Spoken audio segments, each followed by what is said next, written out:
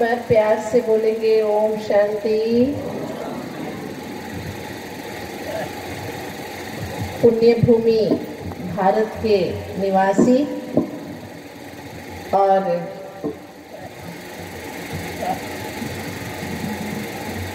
कालियागंज के सभी निवासी भाई बहनों को गीता ज्ञानदाता, अखिल नियंता,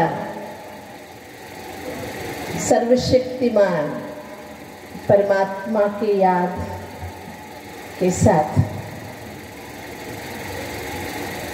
श्रीमद् भगवद गीता पूरे विश्व के लिए भगवान द्वारा दिया गया एक अद्भुत संजीवनी बूटी है। मानव जीवन के हर समस्या का समाधान भगवान ने मनुष्यात्मा को दिया। उसी समाधान के शास्त्र रूप में हम गीता को पाते हैं। गीता के लिए दुनिया बहुत कुछ कहती है।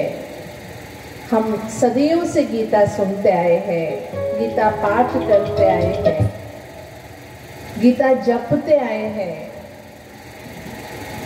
आज थोड़ा सा वर्तमान परिप्रेक्ष्य में गीता ज्ञान की जरूरत और गीता ज्ञान से वर्तमान समस्याओं का समाधान और गीता ज्ञान द्वारा पुनः सत्य धर्म की स्थापना कैसे होता है, भगवान ने क्या दिशा दर्शाया है, उसके बारे में हम सुनेंगे। आप सभी हिंदी समझ लेते हैं? समझ लेते हैं तो हाथ हिलाकर मुझे विश्वास दिलाइए। धन्यवाद। भारत विविधता में एकता दर्शाने वाली पुण्य भूमि है। यहाँ की भाषाएं कितनी भी अलग हो, लेकिन सबकी भावना एक है और इस भावना विशेष के आधार से ही भारत विश्व गुरु है। श्रीमद् भगवद गीता के लिए कहते हैं, मूकं करोति वाचालं पंगुं लंघयते गिरिं यत्कृपा तमहं वंदे परमानंद माधवम। श्रीमद् भगवद गीता एक ऐसी ज्ञान की निधि है जिसके ज्ञान से गूंगा भी बोलना सीख लेता है, लंगड़ा भी पर्वत लांघना सीख लेता है। There is no impossible through the light of Shrimad Bhagavad Gita. Gita ज्ञान के प्रकाश से असंभव भी संभव हो जाता है। ऐसे अद्भुत ज्ञान की प्राप्ति भारतवासियों को हुआ था। भारत में भगवान का अवतरण हुआ था और होगा। इसी के स्पष्टीकरण हमें गीता द्वारा प्राप्त होता है। कितने भी दुख क्यों ना हो, लेकिन हम भारत वाले दिल में एक बात लेके चल रहे हैं जो गीता में भगवान ने सुनाई है।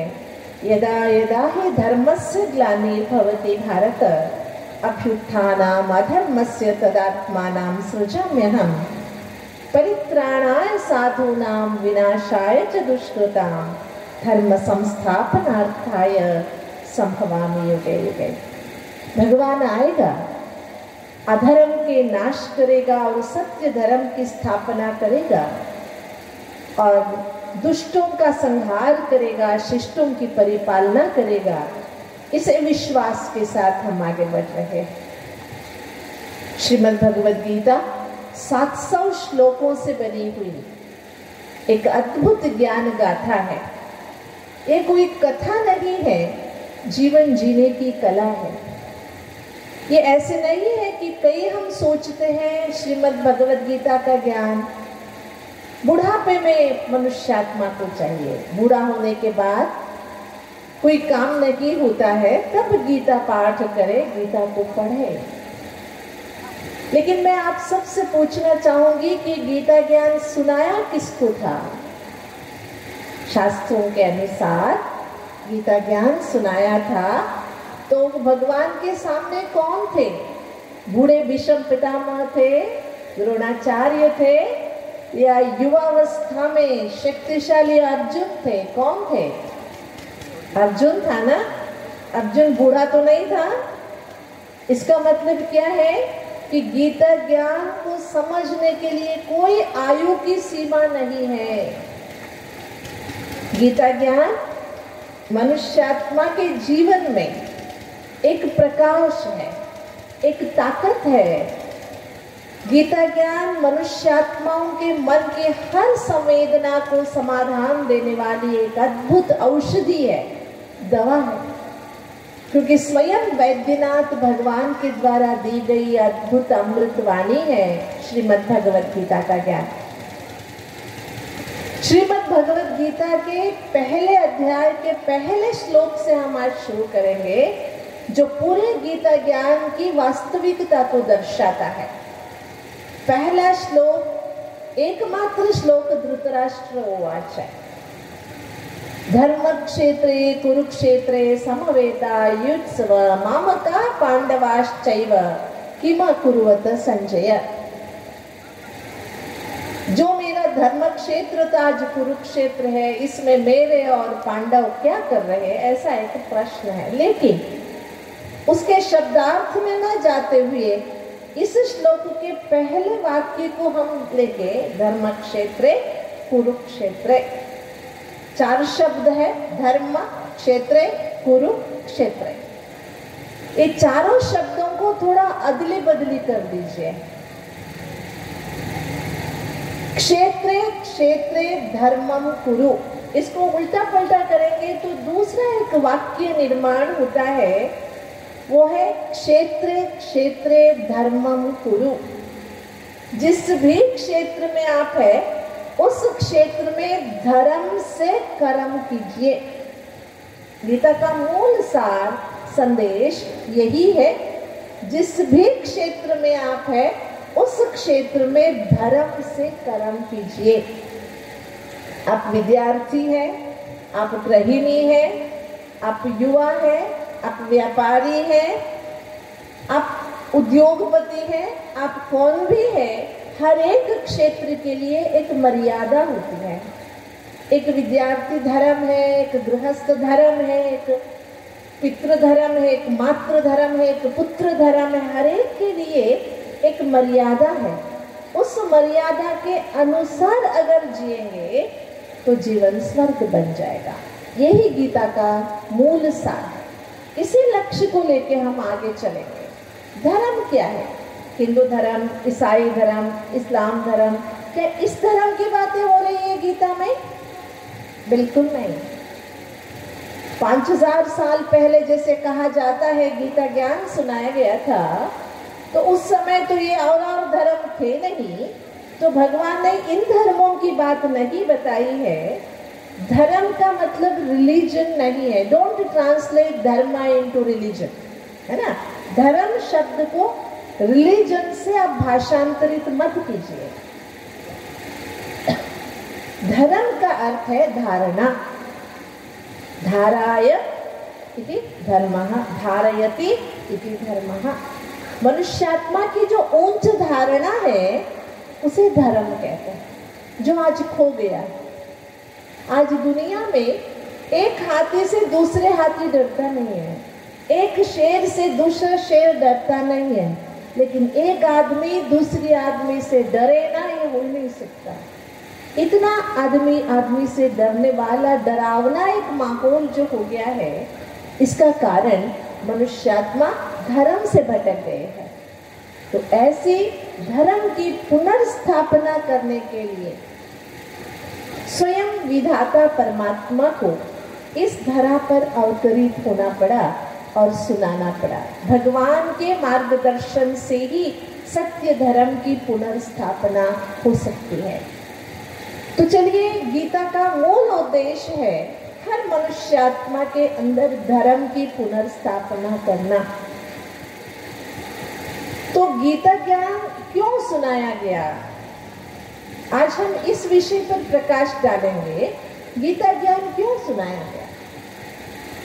अच्छा, मैं पूछना चाहूंगी इधर मेरे सामने जितने भी भाई बहने बैठे हैं, आप में से कितने लोग हैं जो गीता कभी सुने हैं या पढ़े हैं? जरा हाथ उठाएंगे। श्रीमद् भगवद गीता को सुने हैं या पढ़े हैं? बहुत बहुत धन्यवाद। अपने लिए ताली बजा लीजिए। बहुत सुंदर।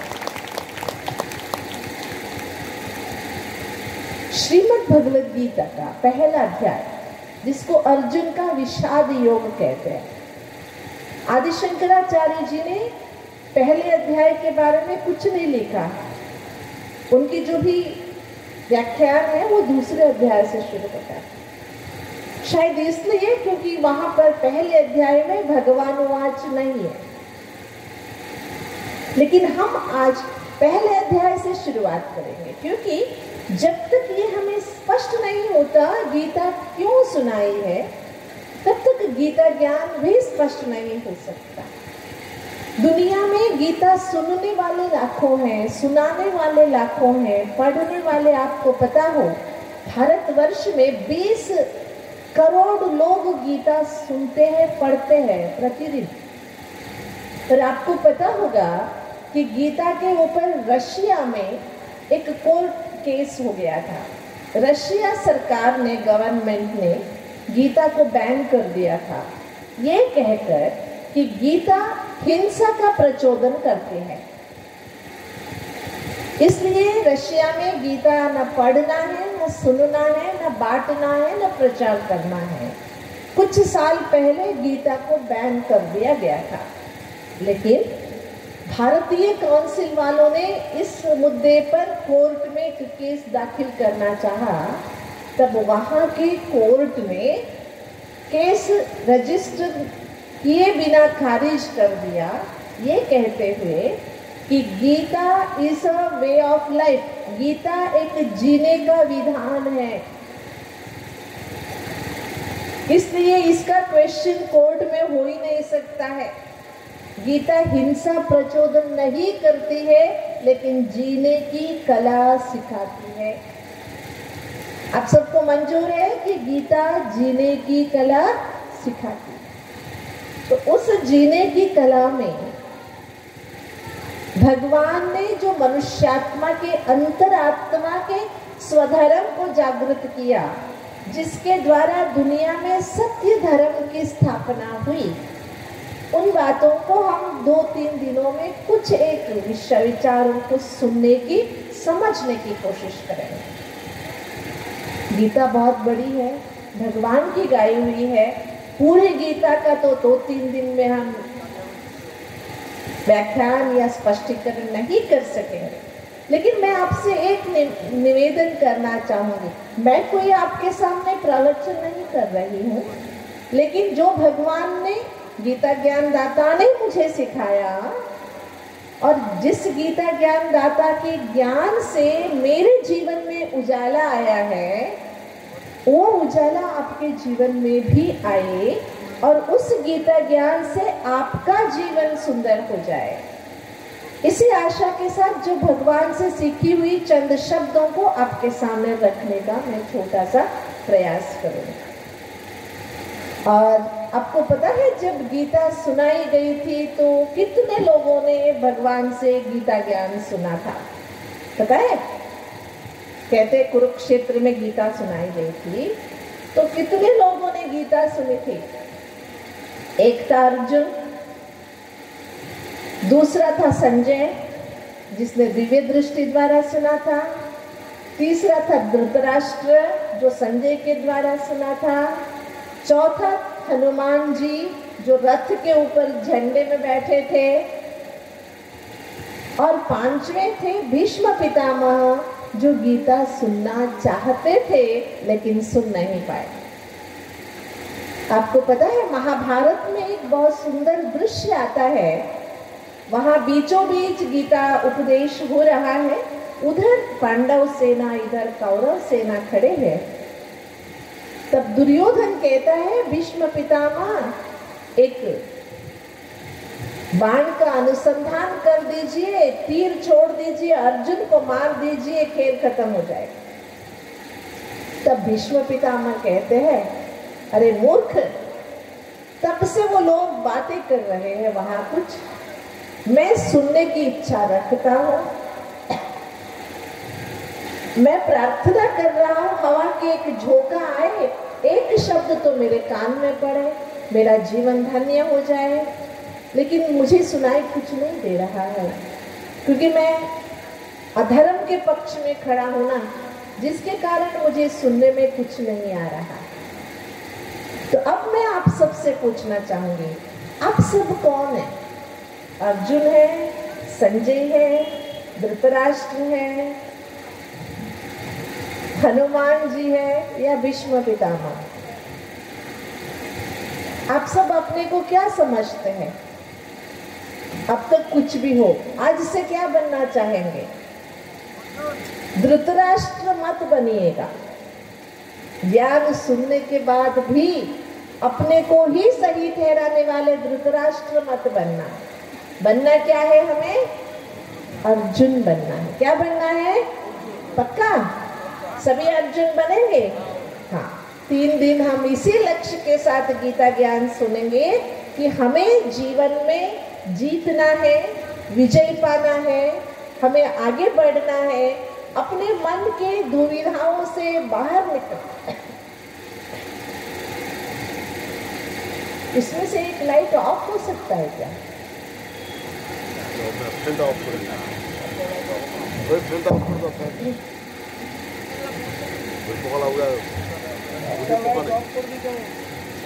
বন্ধ করে দিলে যাবে না, ফ্যানগুলা বন্ধ করে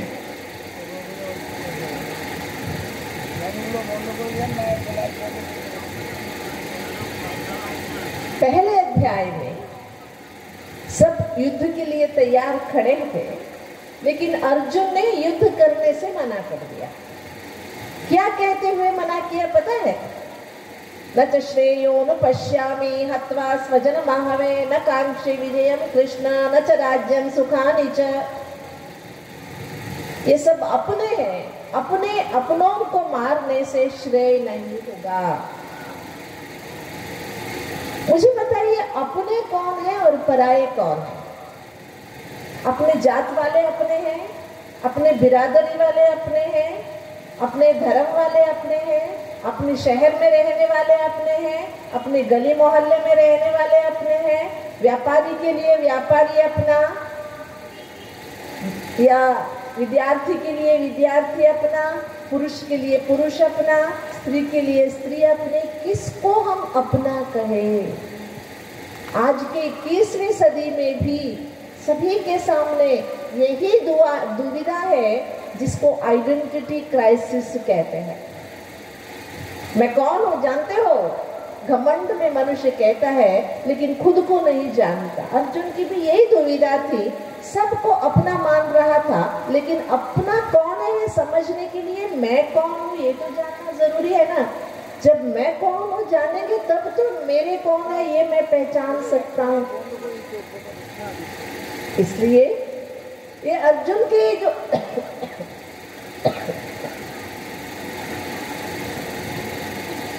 दुविधाएं हैं, इन सब दुविधाओं से बाहर निकलने के लिए गीता ज्ञान सुनाया गया।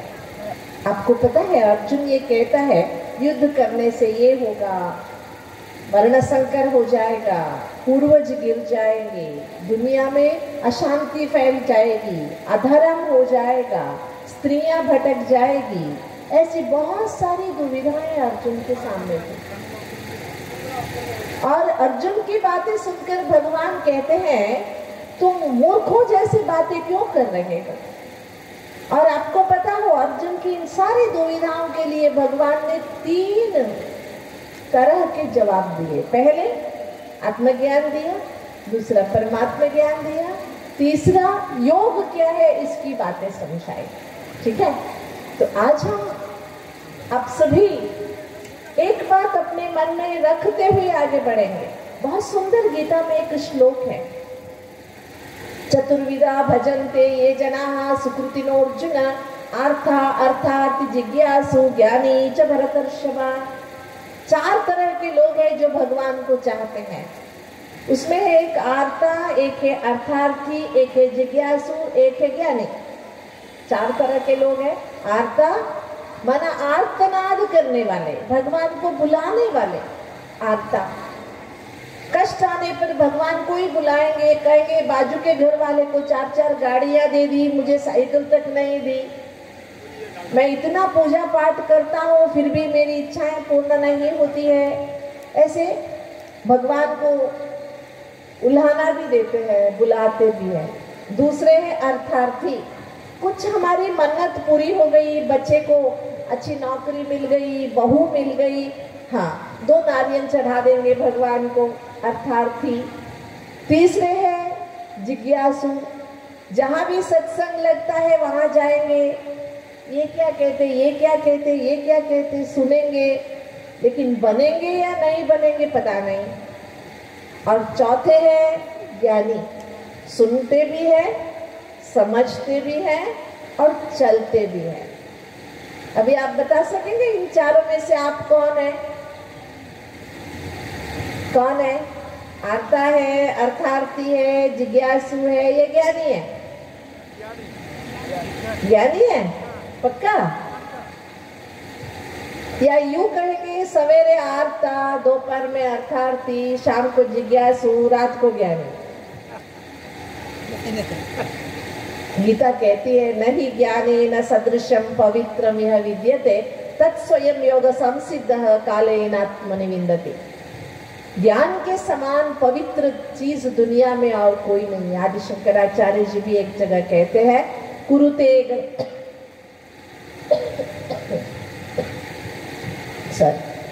कुरुते गंगा सागर गमनम मृत परिपालन अथवा दानम ज्ञाने विनः सर्वमताना मुक्तिर्न लभति जन्म शतेन। 100 जन्म लेने के बावजूद ज्ञान नहीं मिला तो मुक्ति नहीं मिल सकती। तो आज हम 2 लक्ष्य रख रहे हैं। पहले हमें अर्जुन बनना है, दूसरा हमें ज्ञानी बनना है। क्या बनना है? ज्ञानी बनना है। अच्छा, तभी से आप लोग बैठे हो, करीबन 2 घंटे हो रहे हैं, आप सभी सुन रहे हो। बहुत सारी बातें हम सुनते हैं, बीच में थोड़ा सा अपने आप को चेक करेंगे। जो हम सुने हैं उसका असर ज्यादा होता है या जो देखते हैं उसका असर ज्यादा होता है?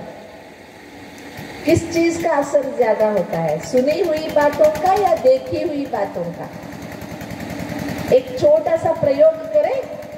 आप मेरे साथ जैसे मैं कहती हूँ वैसे करें, रिक्वेस्ट है। ये है हेलो, ये क्या है? हेलो। ये है सलाम, ये है नमस्ते। सभी ने देखा? ये हेलो, ये सलाम, ये नमस्ते। ठीक है, आप सभी मेरे साथ करेंगे जैसे मैं बोलती हूँ वैसे करेंगे। सब सीधा बैठिए। हेलो, सलाम, नमस्ते। हेलो, सलाम, नमस्ते। हेलो, सलाम, नमस्ते। हेलो, सलाम, नमस्ते। हेलो,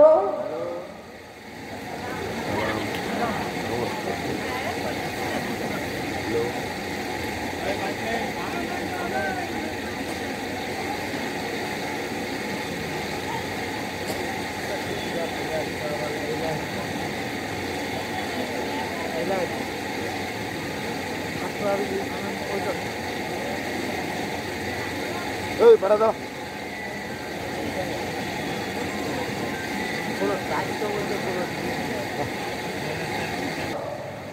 लेकिन किया कैसे? क्यों किया? मैंने किया है ना। मैंने हेलो करते हुए ये किया तो आपने भी हेलो करते हुए ये किया, जबकि आप सबको पता था हेलो ऐसे करना चाहिए, फिर भी आपने ऐसे किया ना। इसलिए इस पवित्र भूमि के विशेष आत्मा विवेकानंद जी एक जगह कहते हैं, simply imitation is not civilization. Simply imitation is not civilization. किसी को यूं ही फॉलो करना, अनुकरण करना सुधार नहीं है, नागरिकता नहीं है। हमने भी क्या किया, सालों से घर में गीता रखा, हल्दी कुमकुम चढ़ाए, फूल पत्तियां चढ़ाई, धूप दीप किया, आरती उतारा, भजन गाया।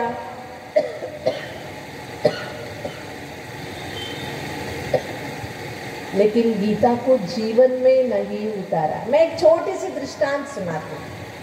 हम लोग स्कूल में जब पढ़ते थे, हमारे साउथ की तरफ कोई हिंदी पढ़ना नहीं चाहता, लेकिन सरकारी नियम के अनुसार कंपलसरी हिंदी सब्जेक्ट एक पढ़ना ही होता है। त्रिभाषा सूत्र के अनुसार एक हिंदी 50 मार्क्स का पढ़ना ही होता है। ऐसे हम लोग को छठे कक्ष में 6th स्टैंडर्ड में हिंदी शुरू होती है।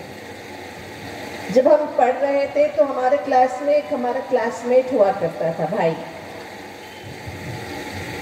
उसको ना हिंदी का अ आ लिखने भी नहीं आता था। छठे कक्षा में शुरू हुआ, 7वीं में हमारा पब्लिक एग्जाम हुआ करता था। उसको अ से ड तक लिखना भी नहीं आता था। एक दिन मास्टर जी बहुत नाराज हुए उस पर, बहुत डांटे। ये कहते हुए अभी पब्लिक एग्जाम आने वाला है, तेरे को लिखना भी नहीं आ रहा, तू ना स्कूल का नाम डुबोएगा।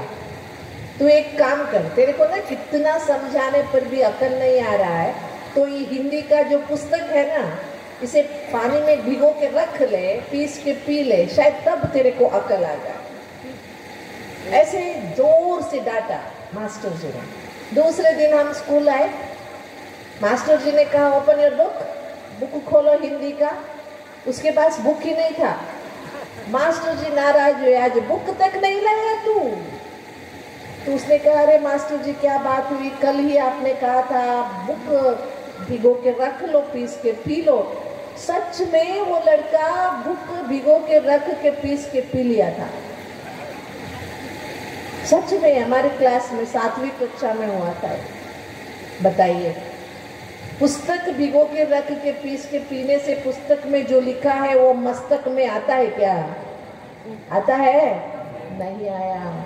सदियों से हम भारत में गीता घर में रख के पूजा करते करते करते, लेकिन गीता में जो भगवान ने कहा उसका एक अक्षर भी जीवन में उतार नहीं पाए, क्योंकि जो पुस्तक में है वो मस्तक में आया ही नहीं। गीता को पाठ करना शतश्लोक के पंडित समझकर हम पाठ करते हैं।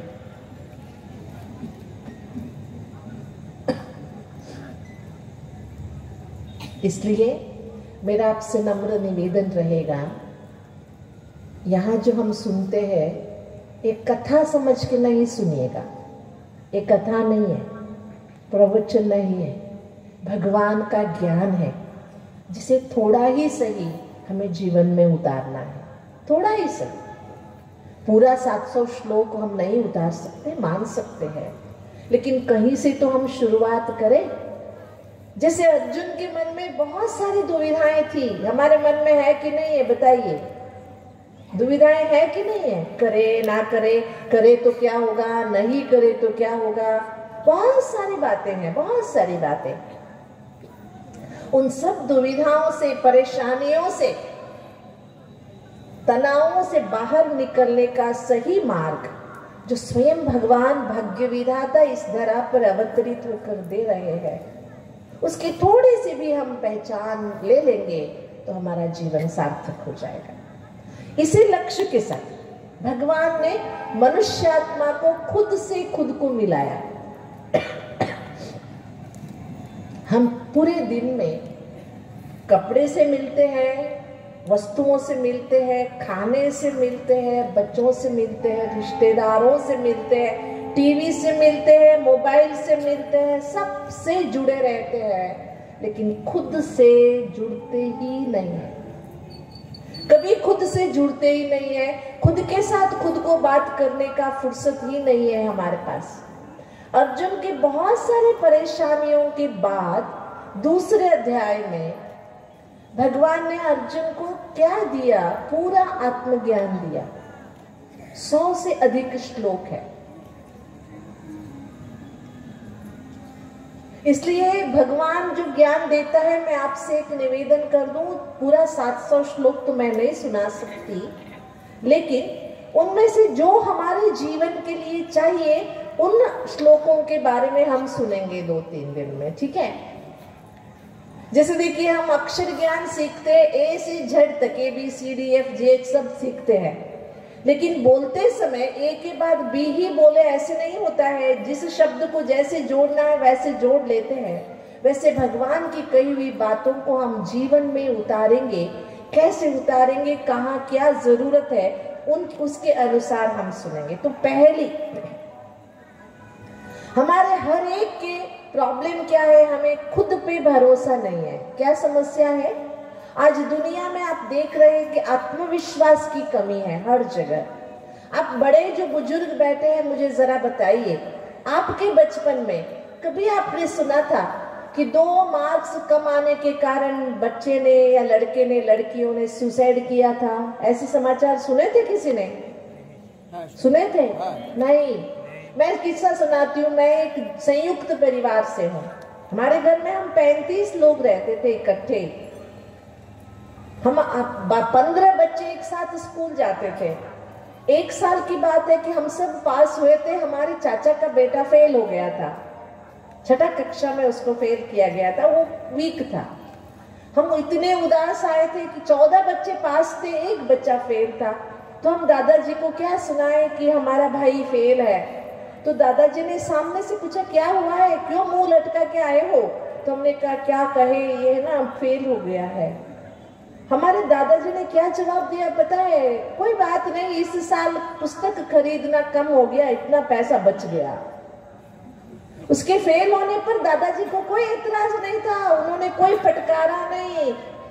या कोई पास हो गया, ज्यादा मार्क्स आ गया तो उसका सेलिब्रेशन भी नहीं होता था, एक साथ माना जाता था। आज क्या हो रहा है? 1 मार्क्स कमाया, सुसाइड कर लिया। 1 सीट नहीं मिली, सुसाइड कर लिया। किसी लड़के ने या लड़की ने फ्रेंडशिप तोड़ा, सुसाइड कर लिया। क्यों हो रहा है बताइए? अपने आप पर विश्वास नहीं है। शिक्षा तो मिल रही है, पैसे तो कमा रहे हैं, लेकिन खुद पे विश्वास के बिना कुछ भी करे तो फायदा क्या है? इसलिए गीता ज्ञान की मजबूती, सत्य धर्म की स्थापना का आधार जो भगवान ने बताया, खुद को खुद से मिलाना। क्या है? खुद को खुद से मिलाना, जो जहां हम अलग हो चुके हैं। और एक बात स्पष्ट कर दे कि गीता ज्ञान, आपने सुना है कि 18 अध्याय है, हर एक अध्याय योग के नाम से प्रसिद्ध है। पहला है अर्जुन का विषाद योग, सांख्य योग, ज्ञान विज्ञान योग, मोक्ष संन्यास योग, देवासुर संपद विभाग योग, गुणत्रय विभाग योग। हर अध्याय का नाम योग योग योग योग से है। इसलिए गीता युद्ध शास्त्र नहीं है, गीता योग शास्त्र है। क्या है? गीता योग शास्त्र है। योग का मतलब बैठ के योगासन करना नहीं है।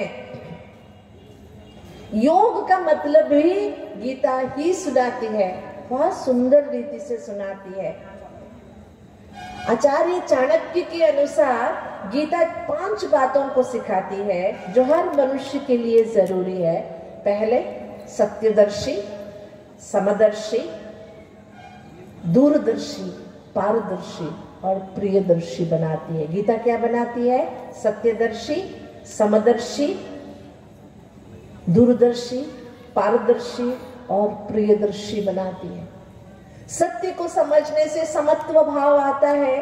सत्य को समझने से कल का भी सोच के हम आज काम करेंगे। सत्य को समझने से हमारे जीवन में ट्रांसपेरेंसी आती है, पारदर्शिकता।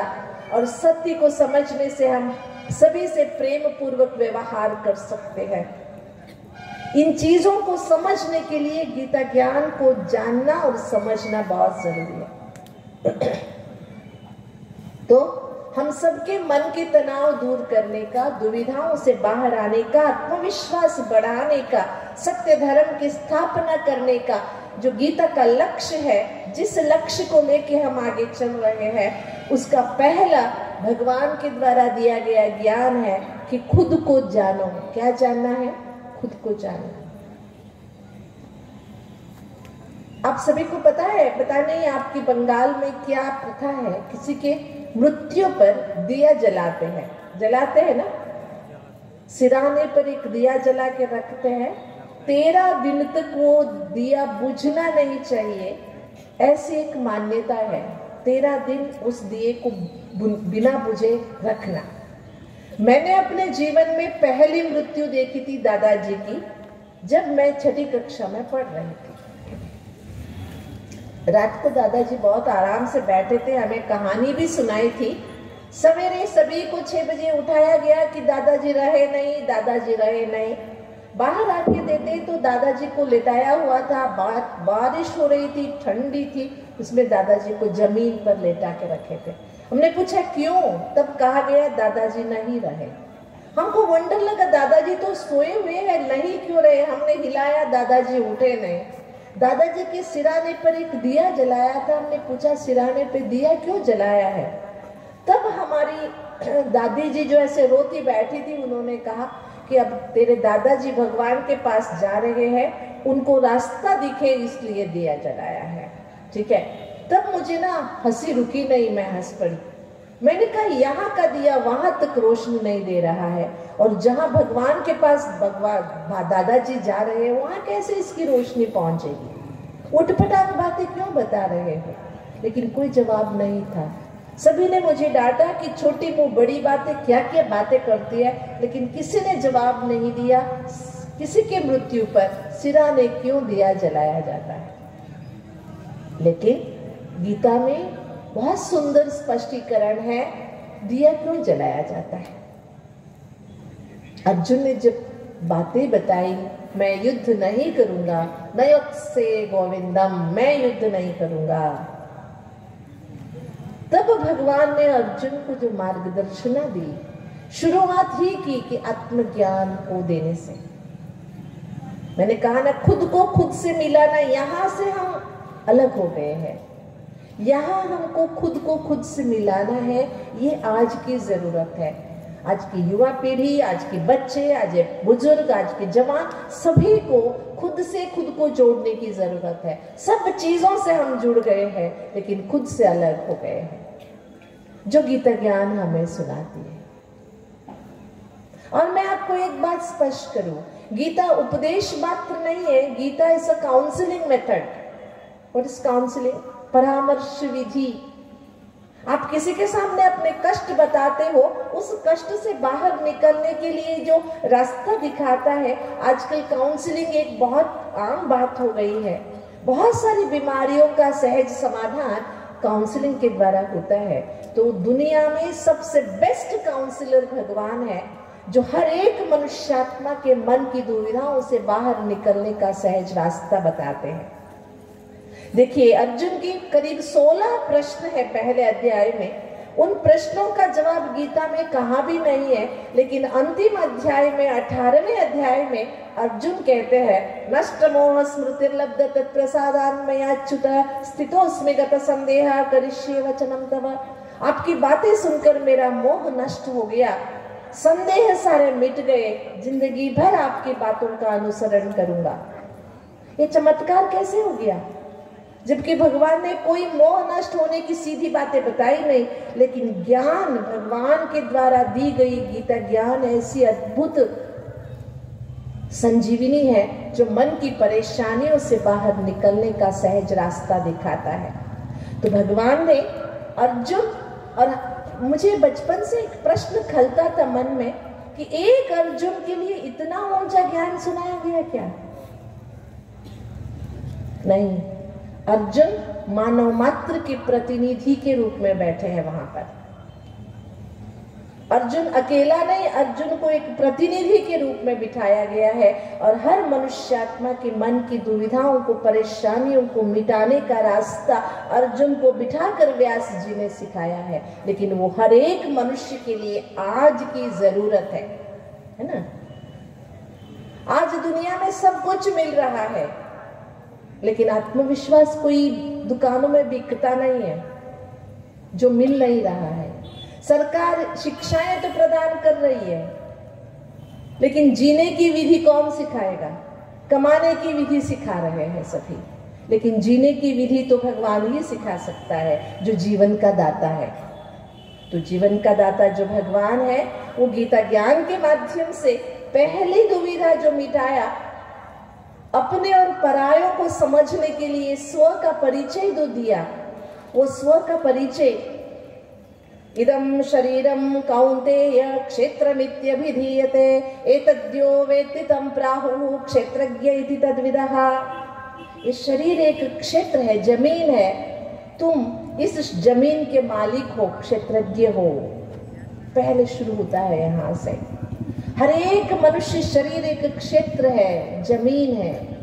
इस जमीन का मालिक जो है वो आत्मा है, जो खुद को जानता है।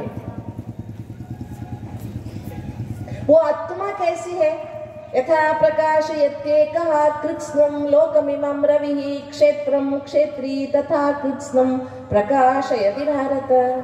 जैसे सूरज पूरी दुनिया को प्रकाश देता है, वैसे इस शरीर रूपी जमीन को प्रकाशित करने वाली आत्मा है। आत्मा का स्वरूप क्या है? प्रकाश स्वरूप है। इसीलिए किसी के शरीर छूटने पर वहां पर दिया जलाते हैं कि इस शरीर में एक ज्योति थी जो इस शरीर को प्रकाशित करती थी, उस ज्योति ने इस शरीर को छोड़ा, इसके सिंबॉलिक वहां पर दिया जलाते हैं। तो देखिए, भगवान भाग्य विधाता, अखिल नियंता, गीता ज्ञान दाता ने मन की दुविधाएं, परेशानियां, तनाव से मुक्त होने की, सत्य धर्म की पुनर्स्थापना के लिए पहली विधि सुनाई कि खुद को जानो। रोज आप आईना देखते हो ना? देखते हो सभी? आईने में कौन दिखाई देता है? जो खड़ा होता है वही दिखाई देता है। तो क्या हमने कभी अपने आप को भगवान की दी हुई ज्ञान की आईने में देखने का प्रयास किया? नहीं किया। अच्छा, कुछ लोग यहाँ पर कुर्सी पे बैठे हैं, उनसे मेरा एक छोटा सा निवेदन, जो कुर्सी पे बैठे हैं, कुर्सी पे बैठे बैठे कुर्सी को जरा उठाइए ना, उठाइए, प्रयास कीजिए। माताएं, भाई, कुर्सी पे बैठे बैठे नहीं उठा सकते, तो उठाने की विधि क्या है? आप उठो, आप उठो, तब आसानी से एक हाथ से आप कुर्सी को उठा सकेंगे, है ना? ये है गीता ज्ञान की पहली सीढ़ी।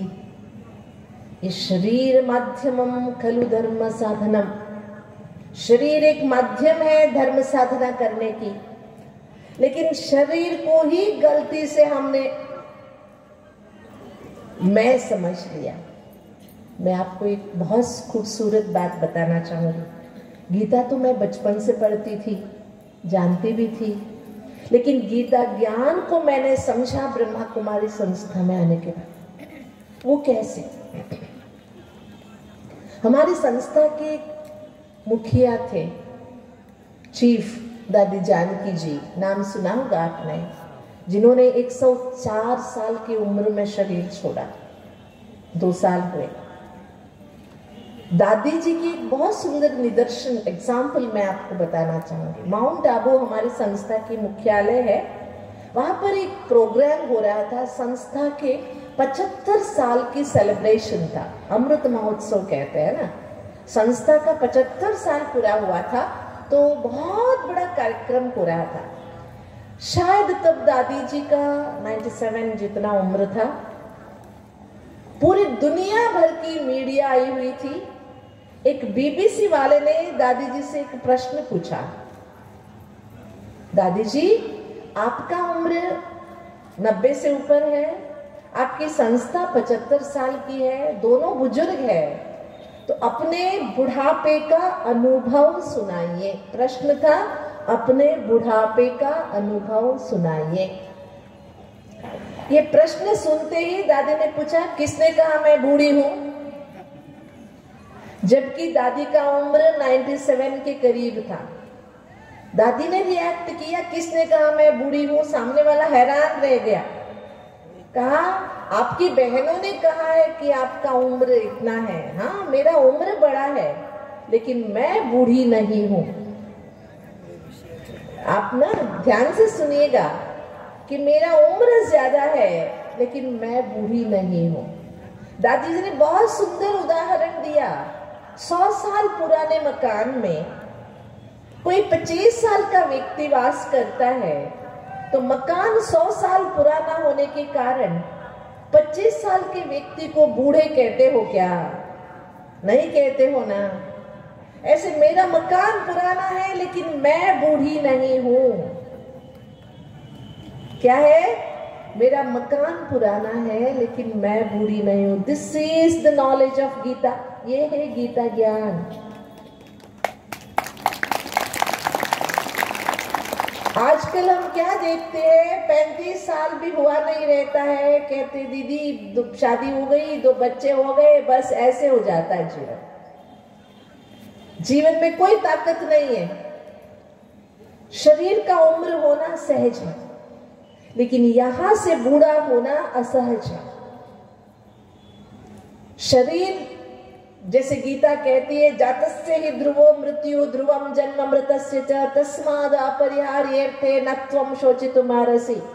जन्मता है तो मरना निश्चित है, मरने के बाद जन्म लेना भी निश्चित है। ऐसी समस्या के बारे में शोक करना उचित नहीं है। पुनरपि जननम पुनरपि मरणम। इसलिए दुनिया में ये बातें सुनाने वाले लाखों मिलेंगे आपको, लेकिन जैसे ब्रह्मा कुमारी संस्था में मैंने देखा, यहां गीता बोलते नहीं है, लेकिन गीता को जीते हैं। भगवान को हम सभी मानते हैं, लेकिन भगवान की मानते हैं क्या? भगवान को मानना अलग है, भगवान की कही हुई बातों को मानना अलग है, गीता ज्ञान को मानना अलग है। तो आप सब भाई बंधुओं से मेरा एक निवेदन रहेगा कि हम भगवान के अवतरण भूमि भारत भूमि पर जन्मे हैं। इस पे गर्व है आप सभी को? भारतवासी होने पर गर्व है कि नहीं है? बताइए मुझे, कितनों को गर्व है भारतवासी होने पर? कभी संकल्प नहीं आता कि अमेरिका में जन्मते तो अच्छा था, गरीबी नहीं होती, कष्ट नहीं होता, ऐसे तो नहीं संकल्प आता ना। इसलिए हम भारतवासी है, खुशकिस्मत है। हमारी किस्मत क्यों खुशकिस्मत है कि भगवान अमेरिका में नहीं आए, ब्रिटेन में नहीं आए, ऑस्ट्रेलिया में नहीं आए, भगवान कहाँ आए? भारत में आए। भगवान का अवतरण भूमि कौन सा है? हमारा भारत। कौन सा है? हमारा भारत। इस पवित्र मिट्टी में हमारा जन्म हुआ, इसलिए अपने भूमि पर, अपने जन्म पर, अपने जन्मदाता पर, अपने जीवनदाता भगवान पर सदैव खुश रहना चाहिए। कभी भी हीन भावना को आना नहीं जीना चाहिए। तो हम सभी भगवान के इस मार्गदर्शन को स्पष्ट सुनते हुए, पहला ये मार्गदर्शन है कि शरीर है तुम आत्मा हो। इंद्रियाणि पराण्याहुः इंद्रियेभ्य परम मनः मनसस्तु परा बुद्धि यो बुद्धि परतस्तु सहा। इस शरीर में इंद्रिय ही बड़े मानते हैं, कान, नाक, पचनेंद्रिय, ये सभी बहुत मुख्य है। अगर हृदय रुक गया तो कुछ नहीं कर सकते, ब्रेन काम नहीं किया तो कुछ नहीं कर सकते। लेकिन गीता कहती है इंद्रियों से बड़ा है मन, मन से बड़ी है बुद्धि, बुद्धि से भी बढ़कर तू आत्मा है। अगर आत्मा ही निकल गई तो कोई इंद्रिय काम नहीं करता। अभी मैं बोल रही हूँ, बोलते बोलते अगर मैं चल पड़ी, निकल गया आत्मा शरीर से, क्या हो जाएगा? बोलते बंद। जबान ठीक है, आंखें ठीक है, कान ठीक है, तो भी अगर देखने वाला, सुनने वाला नहीं है तो अपने आप कान सुनेगा नहीं ना। इसलिए इस शरीर को समझिए। मैं आपको सुनाना चाहूंगी कि मनुष्य जीवन में जो तनाव है उसका मूल कारण खुद को नहीं जानना है। अगर दिन में 5, 10, 20 मिनट भी हम खुद को जानकर, खुद को खुद से जोड़कर, खुद की स्मृति में स्थित होते हैं तो हमारे 75% 75% टेंशन कम हो जाता है। ठीक है, अभी आज का समय हो रहा है, मैं आपको एक दो प्रश्न देना चाहूंगी। कल सभी आएंगे तो मेरे प्रश्न का जवाब ढूंढते हुए आना। आप सभी मंदिरों में जाते हो ना? मंदिरों में जाते वक्त जूते चप्पल क्यों बाहर रख के जाते हैं? क्यों पहन के नहीं जाना चाहिए? जरा सोचिए। शरीर भी चमड़ी का है, इस शरीर के अंदर कितनी गंदगी भरी है, मन में कितना कलकलेश भरा है, ये लेके जा सकते हैं। बेचारा जूता ने क्या किया है, उसे क्यों छोड़ के जाते हैं? मेरा मतलब ये नहीं है कि कल जूते पहन के चले जाइए मंदिर में, नहीं, क्यों नहीं पहन के जाना चाहिए? समझिए, आपके बच्चे पोते कोई आपसे प्रश्न पूछे क्यों हम जूते नहीं पहन के जाए, क्या आप जवाब देंगे उनको? जवाब तो चाहिए ना। कल सोच के आएंगे? अगर आप सोच के आएंगे तो मुझे भी कुछ नया ज्ञान मिलेगा। अगर आपको जवाब नहीं मिला तो मैं दूंगी आपको। ठीक है, इसीलिए देखिए, आज हम सभी अर्जुन बनने का संकल्प ले चुके हैं, ज्ञानी बनने का संकल्प ले चुके हैं, और हमें अपने आप पर विश्वास होना बहुत जरूरी है। अभी 2 मिनट हम भगवान के सामने बैठेंगे, सुनी हुई बातों का मनन करेंगे, भगवान का ध्यान करेंगे। सीधे बैठेंगे, सभी सीधे बैठेंगे, 3 बार ओम का उच्चारण करेंगे। करेंगे? सीधा बैठिए।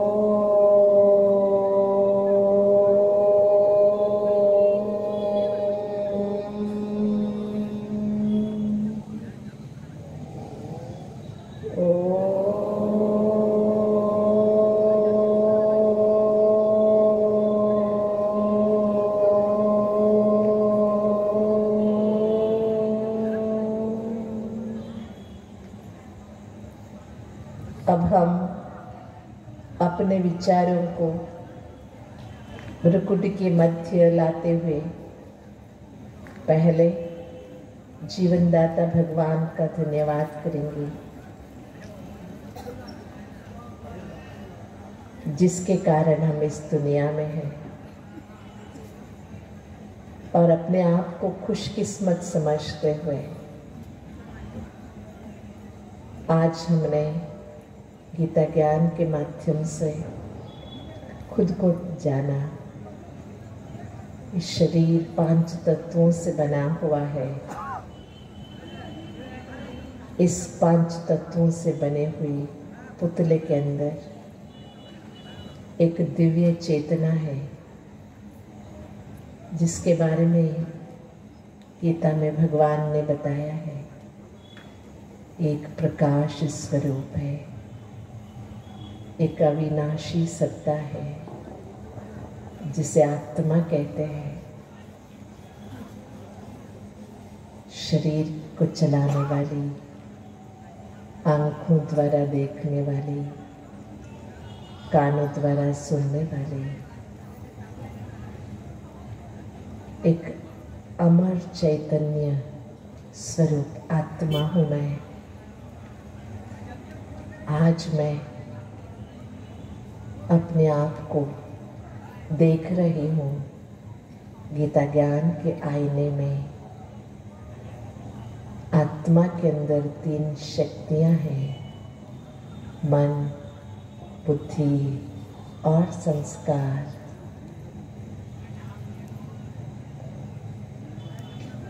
मैं आत्मा शरीर का मालिक हूँ, शरीर में हूँ, लेकिन शरीर से बिल्कुल अलग हूँ। शरीर एक मकान है, इस मकान का मैं मालिक हूँ। शरीर एक जमीन है, क्षेत्र है, इस क्षेत्र का क्षेत्रज्ञ हूँ मैं। खुद को देख रही हूँ, खुद से बातें कर रही हूँ, बहुत अच्छा लग रहा है।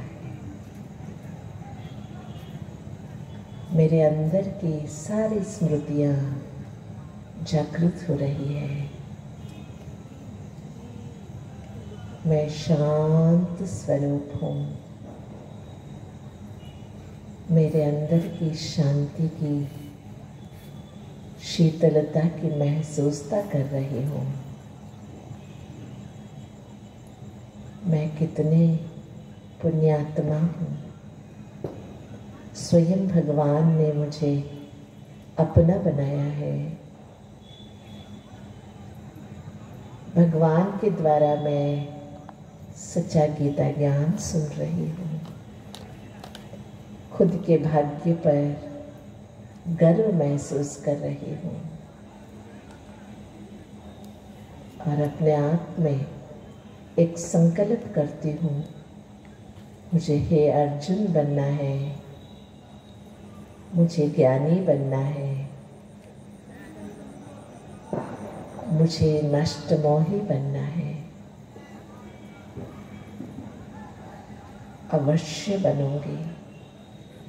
इस शांति की गहराई को पहचानूंगी। अपने आप को शक्तिशाली बनाऊंगी। अपने स्वधर्म को जानकर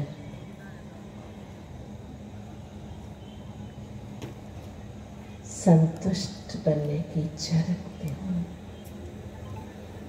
मैं शांत स्वरूपात्मा हूँ।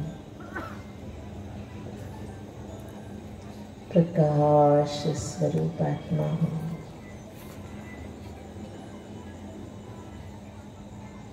परमात्मा की प्रिय संतान हूँ।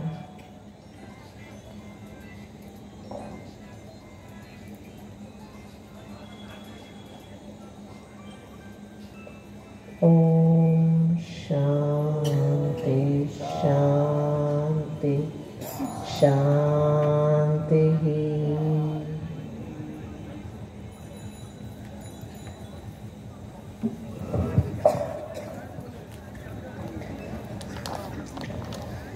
অনেক অনেক ধন্যবাদ আমাদের পরম আদরণীয় দিদিজিকে। আজকে আমাদের